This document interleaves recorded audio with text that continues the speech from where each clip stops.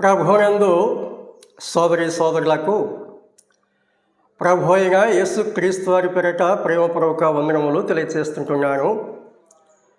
మనము దేవుని పరిశుద్ధ గ్రంథంలో ఆదికాండము 1వ అధ్యాయము 27వ వాక్యమును చదువుకుందాం. దేవుడు తన స్వరూపమందు నరుని సృజించెను, దేవుని స్వరూపమందు వారిని సృజించెను, స్త్రీనిగాను పురుషునిగాను వారిని సృజించెను. యోహాను వ్రాసిన మొదటి పత్రిక 4వ అధ్యాయం 8వ వచనం చదువుకుందాం. దేవుడు ప్రేమస్వరూపి, దేవుడు ప్రేమస్వరూపి. 16వ వచనం, దేవుడు ప్రేమస్వరూపి అయి ఉన్నాడు, దేవుడు ప్రేమస్వరూపి అయి ఉన్నాడు. ప్రభువునందు సోదరి సోదరులారా, దేవుడు మానవుని ఏ స్వరూపంలో సృజించాడు అనే సంగతులు మనం ధ్యానం చేస్తూ వస్తున్నాము. దేవుడు తన స్వరూపమందు నరుని సృజించాడు అని దేవుడి యొక్క గ్రంథంలో దేవుడు తెలియజేశాడు. దేవుడు ఏ స్వరూపాలు కలిగి ఉన్నాడో ఆ స్వరూపములు గలవానిగా మానవుని చేశాడు. గతంలో మనము 5 రకాల స్వరూపముల గురించి ధ్యానం చేశాం.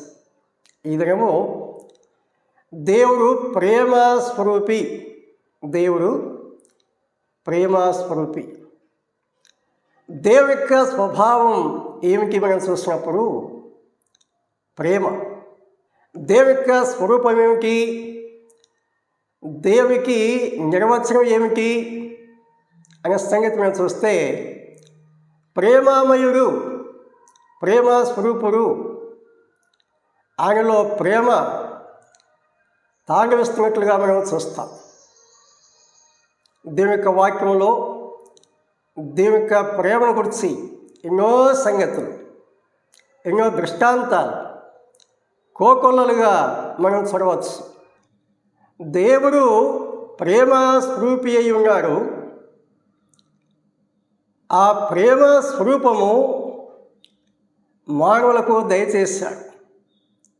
ప్రేమ స్వరూపము మానవులకు దయచేశాడు అనగా మానవుడు దేవుని యొక్క ప్రేమ కలిగి ఉండునట్లుగా దేవుడు మానవుని సృజించాడని దేవుని యొక్క వాక్యంలో మనం చూస్తున్నాం. అయితే దేవుని యొక్క వాక్యంలో మనము గమనిస్తున్నట్లుగా మానవుల యొక్క అవిధేయతను బట్టి దేవుని యొక్క స్వరూపమును మానవుడు కోల్పోయాడు. దైవ స్వరూపాలను మానవుడు కోల్పోయాడు.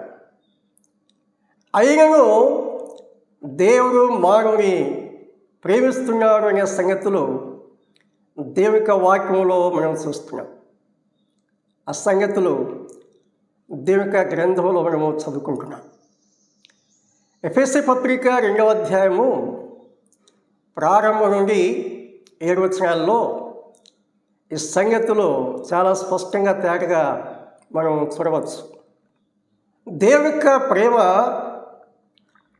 మానవుల ఎడల దేవుడు ఏ రీతిగా ప్రత్యక్షపరిచాడు లేక రుజువు చేశాడు అనే సంగతులు దేవుని యొక్క గ్రంథంలో మనం చదువుకుంటున్నాం.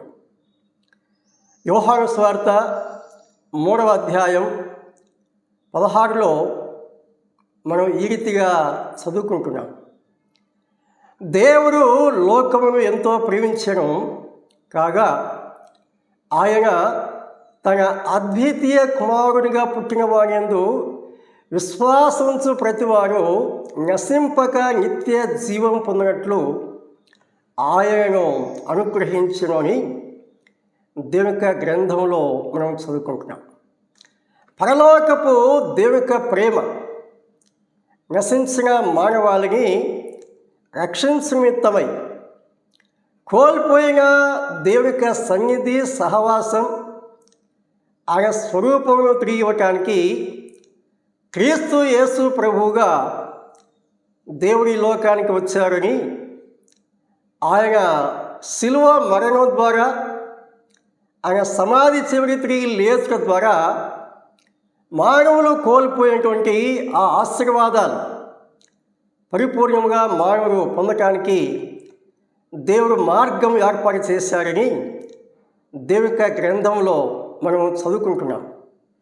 ఎఫెసు పత్రిక 5వ అధ్యాయము 2వ వచనం, క్రీస్తు మిమ్మల్ని ప్రేమించి పరిమళ వాసనగా ఉండుటకు మన కొరకు తన్ను తాను దేవునికి అర్పణముగాను బలిగాను అప్పగించుకొనెను అని ఈ వాక్య భాగంలో మనం చూస్తున్నాం.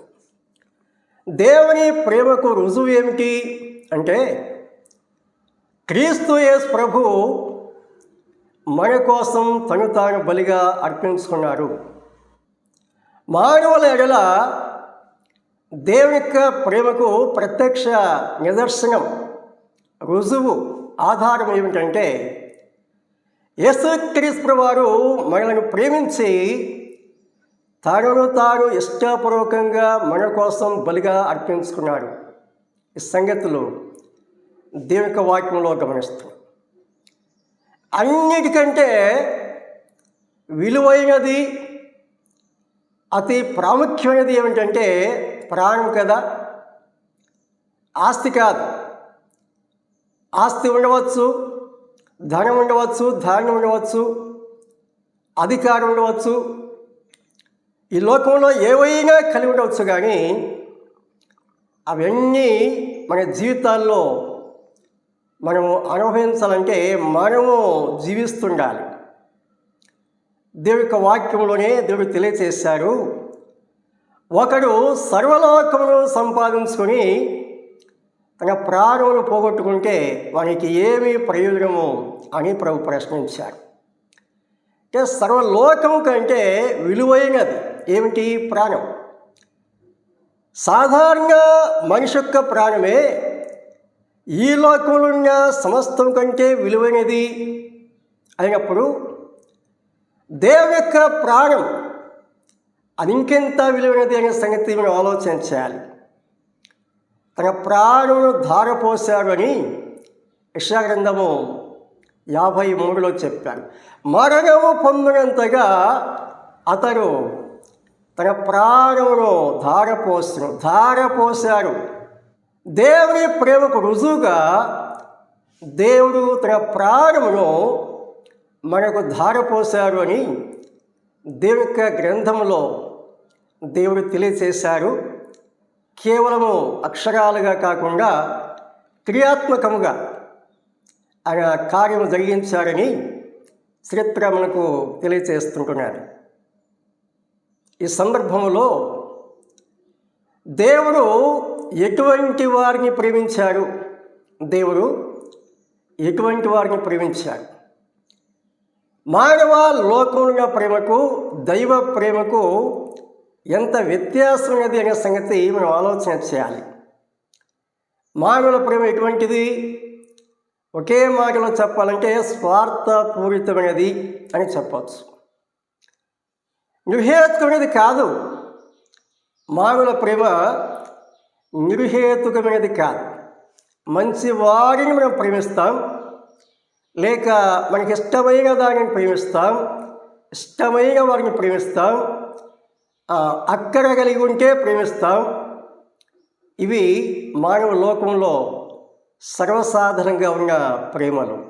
అంతేకాదు, ఈ ప్రేమలు మానవ లోకంలో ఉన్న ప్రేమలు ఉన్నాయి కదా, ఇవన్నీ కూడా తాత్కాలికం. అది సర్వసాధారణంగా మనందరికీ బాగా తెలుసు.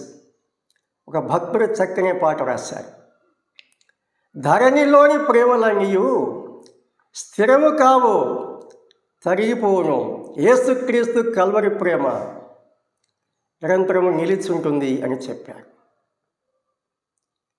దేవుని ప్రేమ అది చాలా ఉన్నతమైనది. మానవుడు దేవుని యొక్క ప్రేమను గ్రహించక అంత సులభమేం కాదు. దేవుడు దయచేసే ప్రత్యక్షత కొలది ఆ ప్రేమను మనము గ్రహించడానికి సాధ్యమవుతుందని దేవుని యొక్క గ్రంథంలో మనం చూడవచ్చు. అయితే మనము ఏ స్థితిలో ఉండగా దేవుడు ఇలా ప్రేమించాడు అనే సంగతి మనం దేవుని వాక్యంలోని గమనిస్తాం. అదే సమయంలో మన జీవితంలో మన అనుభవాలకు అన్వయించుకొని మనం ఆలోచించడం చాలా మంచిది. ఆదికాండము 6వ అధ్యాయము 11లో కొన్ని సంగతులు మనము గమనిస్తున్నాం. భూలోకము దేవుని సన్నిధిని చెడిపోయి ఉండెను అని చెప్పాడు. భూలోకము దేవుని సన్నిధిని చెడిపోయి ఉండెను. చెడిపోయిన వారిని ఎవరు ప్రేమిస్తారు? ప్రేమించగలమా? సాధ్యమవుతుందా? ఒకవేళ అలా ప్రేమించిన శాశ్వత కాలం ప్రేమించగలమా? ఆలోచన చేయాలి. మానవుల ప్రేమలో ఎన్నో హెచ్చుతగ్గులు మనకు కనిపిస్తాయి. కొన్నిసార్లు ప్రేమించిన వారినే ఆ తర్వాత మనము నిరాకరించవచ్చు. అది మన తత్వం. ప్రేమించిన వారినే కొన్నిసార్లు దూరం చేసుకోవచ్చు. అది మన తత్వం. కానీ దైవ తత్వము అటువంటిది కాదు. దేవుని యొక్క వాక్యంలో మనం చూసినప్పుడు చెడిపోయిన వారిని దేవుడు ప్రేమించాడు అని చెప్పాడు. చెడిపోయిన వారిని ఆయన ప్రేమించాడు. భూలోకము దేవుని సన్నిధిని చెడిపోయి ఉండెను అని చెప్పాడు. తర్వాత ఏమన్నాడు? భూలోకము బలాత్కారంతో నిండి ఉండెను. భూలోకము బలాత్కారంతో నిండి ఉండెను అని చెప్పాడు. 12లో దేవుడు భూలోకమును చూసినప్పుడు అది చెడిపోయి ఉండెను. భూమి మీద సమస్త శరీరులు తమ మార్గమును చెరిపివేసుకుని ఉండరు అని చెప్పాడు. ఈ సంగతులు వింటున్నప్పుడు దేవుని యొక్క వాక్యము సరిగా చదివేవారు, ధ్యానించేవారు ఒక ప్రశ్న వేయవచ్చు. ఈ వాక్య భాగంలో మానవులు చెడిపోయినప్పుడు దేవుడు వారికి శిక్ష విధించారు కదా అని ప్రశ్నించవచ్చు. అవును. కానీ మానవ జాతిని సమూలముగా నాశనం చేయలేదు. మానవ జాతిని సమూలముగా నాశనం చేయలేదు. ఒక కుటుంబం నిలిపాడు. అందులో దేవుని యొక్క కృప మనకు కనిపిస్తుంటున్నది. ఆదికాండము 6వ అధ్యాయము 8వ వాక్యం. అయితే నోవహు యెహోవా దృష్టి యందు కృప పొందిన వాడాయను అని చెప్పాడు. నోవహు యెహోవా దృష్టి యందు కృప పొందినవాడాయను. కృప అనగా అర్థం ఏమిటి? అయోగ్యునికి అవకాశం కలిగించుట, అయోగ్యుని యోగ్యునిగా చేయుట, దాన్నే కృప అంటారు. నోవహు దేవుని దృష్టి యందు కృప పొందినవాడాయను. అప్పటి కాలమందు సైతము కృపను అనుసరించి అని కూడా చెప్తాడు. ఎప్పటి కాలం? ఏలియా కాలంలో. ఇప్పుడు నోహకు కాలంలో. ప్రతి కాలంలో కూడా దేవుడు మానవుల ఎడల కృప చూపేవాడుగా ఉన్నాడు. కృప చూపట యందు ఆయన సంతోషించేవాడు, ఆనందించేవాడు. కృపకు వేరు వారిలో సంతోషించేవాడు అని మనం దేవుని యొక్క వాక్యంలో ఉన్న ఆ వాక్యం అనుసరించి పాట పాడుకుంటుంటాం. దేవుడు కృపగలవాడు. ఆ కాలంలో కూడా దేవుడు మానవుల ఎడల కృప చూపించారు అని దేవుని యొక్క గ్రంథంలో మనం చూస్తాం. క్రొత్త నిబంధన గ్రంథంలో మరింత స్పష్టంగా తేటగా దేవుని యొక్క ప్రేమను మనం చూడవచ్చు. యోహాను సువార్త 3వ అధ్యాయం 16లో దేవుని యొక్క ప్రేమను గురించి మనం చదువుకుంటున్నాం. రోమాపత్రిక 5వ అధ్యాయంలో మరికొన్ని విషయాలు మనము జ్ఞాపకం చేసుకుందాం. 6వ వచనంలో మనం చూసినప్పుడు మనం ఇంకా బలహీనమై ఉండగా ఎవరిని ప్రేమించారు? చెడిపోయిన వారిని ప్రేమించారు. బలాత్కారంతో నిండి ఉన్న వారిని ప్రేమించారు. దేవుడు లోకమును ఎంతో ప్రేమించారని చెప్పారు. ఇక్కడ మనం చూసినప్పుడు బలహీనులమై ఉండగా ప్రేమించారు అని చూస్తాం. అదే వచనంలో భక్తిహీనులుగా ఉండగా ప్రేమించారు అని చెప్తున్నాడు. ఆ తర్వాత 8వ వచనంలో దేవుడు మన ఎడల తన ప్రేమను వెల్లడిపరచుచున్నారు. ఎట్లనగా మనం ఇంకనూ పాపలమై ఉండగానే క్రీస్తు మన కొరకు చనిపోయాను అని చెప్పాడు. 10వ వచనం శత్రువులమై ఉండగా ఆయన కుమారుని మరణం ద్వారా మనం దేవునితో సమాధానపరచబడిన ఎడల సమాధానపరచబడిన వారమై ఆయన జీవించుట చేత మరి నిశ్చయముగా రక్షింపబడదుము అని ఈ వాక్యంలో మనం చదువుకుంటాం. శత్రువులుగా ఉండగా ప్రేమించారు, చెడిపోయి ఉండగా ప్రేమించారు, బలాత్కారులుగా ఉండగా ప్రేమించారు, బలహీనులుగా ఉండగా ప్రేమించారు, భక్తిహీనులుగా ఉండగా ప్రేమించారు, పాపాత్మలమై ఉండగా ప్రేమించారు, శత్రువులుగా ఉండగా ప్రేమించారు అని చెప్పారు. అంత మాత్రమే కాదు, నశించిన మనలను ప్రేమించారు. యోహాను సువార్త 3వ అధ్యాయం 16వ వచనంలో ఆ సత్యాన్ని మనం చూస్తున్నాం. నశింపక నిత్య జీవము పొందినట్లు అంటే అర్థం ఏమిటి? ఈ మానవులు నాశనానికి సిద్ధంగా ఉన్నారు, నిత్యాగ్నికి సిద్ధంగా ఉన్నారు. అటువంటి మానవులను ప్రేమించి ఆయన మన కోసము ప్రాణం ధారపోశారు. ఇందులో ప్రేమ ఉన్నది అని చెప్తున్నాడు. ఇందులో ప్రేమ ఉన్నది.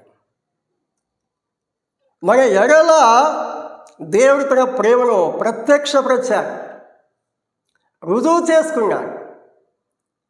నిత్యాగ్నికి వెళ్ళకుండా, నరకానికి వెళ్ళకుండా మన బదులు మనిషిగా ఆయన మన స్థానంలో శిక్ష పొంది శిలువలో చనిపోయాడు, సమాధి చేయబడినాడు, తిరిగి లేచాడు. క్రీస్తు యేసునందు విశ్వాసం ద్వారా మనకు నిత్య జీవం దయచేస్తున్నాడు. మన ధ్యానాంశం బట్టి మనం ఆలోచిస్తే కోల్పోయిన ఆ ప్రేమ తత్వము, ఆ ప్రేమ స్వరూపము మనకు దయచేస్తుంటున్నాడు. ఎలా సహిస్తున్నాము? లోకస్తులు నిందించినా, హింసించినా, దూషించినా, కీడు కలిగించినా, హతమార్చినా ఎలా సహిస్తున్నాం? తోటివారు దూషించినా, హింసించినా, అవమానపరిచినా, ఎన్ని రీతులుగా నష్టం కలిగించినా ఎలా సహించగలుగుతున్నాం అంటే ఆయన ప్రేమ మన హృదయాలలో కుమ్మరింపబడి ఉన్నదని చెప్పారు. రోమాపత్రిక 5వ అధ్యాయము 5వ వాక్యం, ఎందుకనగా ఈ నిరీక్షణ మనలను సిగ్గుపరచదు, మనకు అనుగ్రహింపబడిన పరిశుద్ధాత్మ ద్వారా దేవుని ప్రేమ మన హృదయములలో కుమ్మరింపబడి ఉన్నది. కుమ్మరింపబడి ఉన్నది. దేవుని మహాకృపను బట్టి దేవుని స్తోత్రం. దేవుడు మనకు దయచేసిన ఆ ప్రేమ తత్వము మానవుడు కోల్పోయారు. అతి కిరాతకంగా మానవుడు జీవిస్తున్నాడు. తోటి మానవుని హింసిస్తారు, దూషిస్తారు, అవమానపరుస్తారు, నిందిస్తారు, నష్టపరుస్తారు, కావాలనుకుంటే హతమారుస్తారు. జంతువుల కంటే, క్రూరమైన జంతువుల కంటే, రాక్షసుల కంటే కూడా హీనమైన మనస్తత్వం కలవాడు ఒక మనిషి మాత్రమే. బాహ్య సంబంధంగా మానవ రూపం కలిగినాడు, కానీ స్వభావము క్రూరత్వంతో నింపబడి ఉన్నది. మానవ లోకంలో మనం చూస్తాం, అతి కిరాతకంగా, దుర్మార్గంగా సటి మానవుని హింసిస్తున్నారు, హతమారుస్తున్నారు, ఆనందిస్తున్నారు. అది వారికి ఆనందం. ఇది మానవ యొక్క నైజం. కానీ క్రీస్తు యేసునందు విశ్వాసించిన వారికి, జాగ్రత్తగా ఆలోచించేద్దాం, విశ్వాసించిన వారికి అంటే ఆయన దయచేశారు, కానీ అభ్యాసం లేకపోవటం వల్ల ఆ ఫలము అనుభవించలేకపోతున్నారు. ఆయన దయచేసినది వాస్తవమే, వాక్యంలో చెప్పారు కదా. మనకు అనుగ్రహింపబడిన పరిశుద్ధాత్మ ద్వారా దేవుని ప్రేమ మన హృదయములలో కుమ్మరింపబడి ఉన్నది అని చెప్పారు. అయితే ప్రభుతో సహవాసం చేయాలి, ఆయన సన్నిధిని అనుభవించాలి. దేవుని యొక్క వాక్యమును శ్రద్ధగా చదువుట, ధ్యానించుట, ప్రార్థించుట, అనుసరించుట, ఆయనతో సహవాసం చేయుట, ఇటువంటి అనుభవాలు కలిగినప్పుడు ఆ ప్రేమ తత్వం అనేది మనలో కలిగి ఉండడానికి అవకాశం కలుగుతుంది. ఆ ప్రేమ తత్వము క్రియాత్మకంగా రుజువు చేయడానికి వీలు కలుగుతుంది. అలాగూ లేని అలా ఆ ప్రేమను మనము అనుభవించలేము. మన జీవితాల్లో ఆ ప్రేమను ఇతరులకు చూపించలేము. క్రీస్తు తత్వం లేక క్రీస్తు స్వరూపం మనము లోకానికి చూపించలేము. క్రీస్తు స్వరూపం మనం కలిగి ఉండాలి. మనం కలిగి ఉన్నటువంటి ఆ క్రీస్తు స్వరూపము లోకానికి వెల్లడి చేయాలి క్రియాత్మకముగా. దీని వాక్యంలో ఆ సత్యాలను చూస్తున్నాం. చివరిగా దేవుని ప్రేమను గురించి కొన్ని లేఖనాలు మనం గుర్తు చేసుకొని ముగింపు చేసుకుందాం. క్రీస్తు ప్రేమ అవధులు లేని ప్రేమ, అవధులు లేని ప్రేమ. యోహాను సువార్త 3:16 చెప్పాడు, దేవుడు లోకమును ఎంతో ప్రేమించను అని చెప్పాడు. దేవుడు లోకమును ఎంతో ప్రేమించని చెప్పాడు. క్రీస్తు ప్రేమ సంపూర్ణమైన ప్రేమ.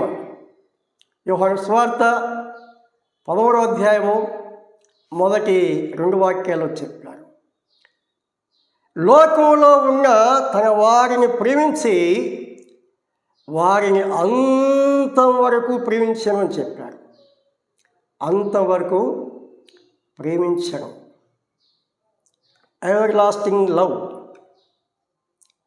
God's love is everlasting love. దేవుని ప్రేమ నిత్యమైనది అని చెప్తున్నాడు. దేవుని పరిశుద్ధ గ్రంథంలో దేవుని యొక్క ప్రేమను అనుభవించేవాడు ఏమని కీర్తిస్తున్నారు, గానం చేస్తున్నారంటే, ద్రాక్షరసం కన్నా నీ ప్రేమను ఎక్కువగా స్మరిస్తాము అని వారు గానం చేస్తున్నారు. ప్రభునందు సోదరి సోదరులారా, దేవుడు ప్రేమ స్వరూపి. తన స్వరూపములను దేవుడు మానవులకు దయచేశాడు. ఆదామును బట్టి మానవుడు దేవుని యొక్క స్వరూపం కోల్పోయాడు. రాక్షస స్వరూపం, స్వభావం, కిరాతకమైన మృగాల కంటే హీనమైన స్వభావం కలిగిన వాడుగా మానవుడు మారిపోయాడు. నరమాంస భక్షకుడుగా మారిపోయాడు. అలాంటి మానవులను నిత్యనాశనానికి వెళ్ళటానికి సిద్ధంగా ఉన్న మానవులను ఆయన ప్రేమించాడు. ప్రేమించి లోకానికి వచ్చి మానవులను రక్షించి కోల్పోయిన ఆ దైవతత్వం, ప్రేమతత్వం, ఆ ప్రేమ స్వరూపం మానవులకు మరలా దయచేశారు. క్రీస్తు యేసుని విశ్వాసించిన మనం ఆ ప్రేమను స్మరించాలి, ధ్యానించాలి, ఆ ప్రేమ చేత నింపబడాలి, ఆ ప్రేమను అనుభవిస్తూ లోకానికి ప్రత్యక్షపరచాలని దేవుడు తెలియపరుస్తున్నారు. ఆ రీతిగా జీవిస్తూ ప్రభువును మహిమపరుద్దాం. ప్రభు పేరిట అందరికీ వందనాలు తెలియజేస్తుంటున్నాను.